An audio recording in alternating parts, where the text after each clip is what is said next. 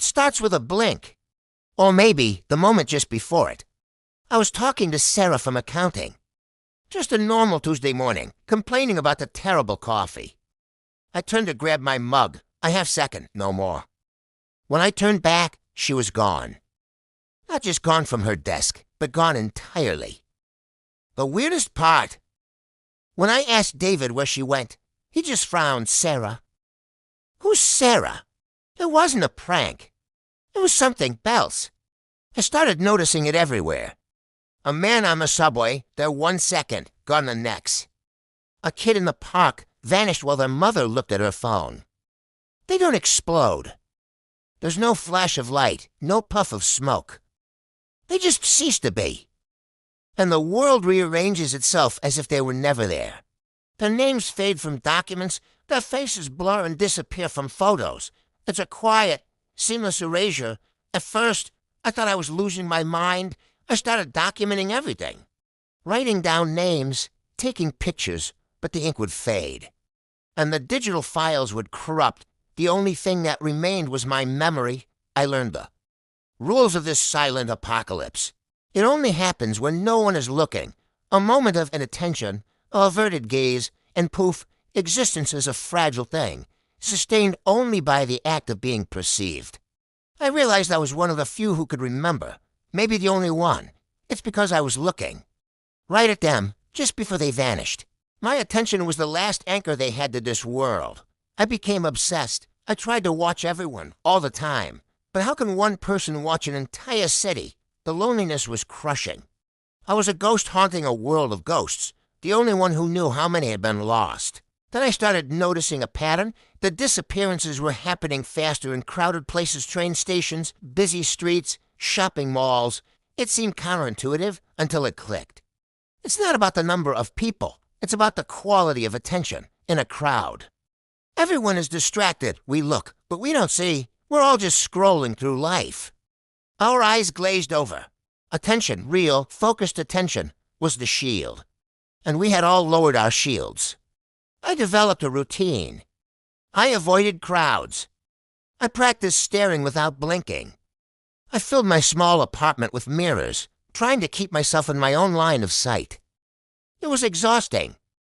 I was a prisoner in my own panopticon, constantly watching, constantly afraid of the one moment I might look away. The silence of my apartment was deafening, broken only by the sound of my own frantic heartbeat. I was so tired. So terribly, terribly tired. One rainy afternoon, in a little bookstore I thought was safe, I saw her. Her name was Alara. She was sitting by the window, sketching in a notepad, and I felt this pull. I had to talk to her. We talked for hours, about everything and nothing. For the first time in forever, the gnawing fear in my chest subsided. With her, the world felt solid again, real. But then she told me she knew she could feel it, a cold, hollowing sensation. Like she was becoming transparent. She'd been feeling it for weeks. Her friends had started forgetting little things about her. Her reflection was getting harder to focus on. She was fading, and she was terrified. That night, we made a pact. We would not let her disappear. We would stay together, and we would not look away. We spent days, maybe weeks, I don't know, in her apartment.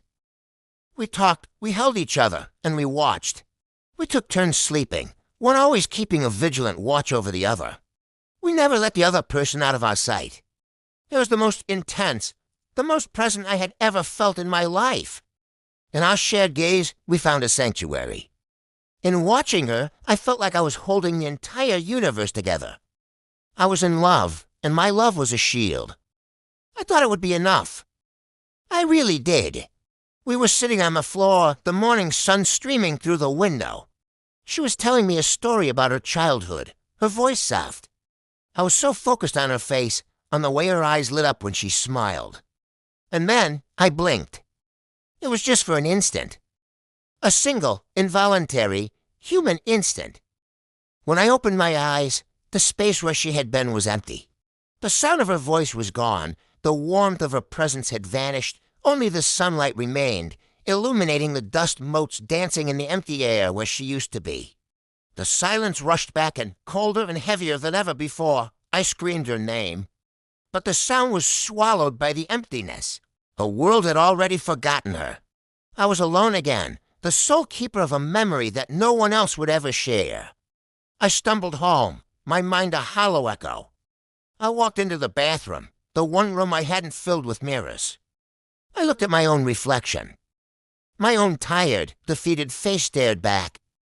And I wondered, what happens when there's no one left to watch you? What happens when you're the last one? I looked at my reflection, and I blinked.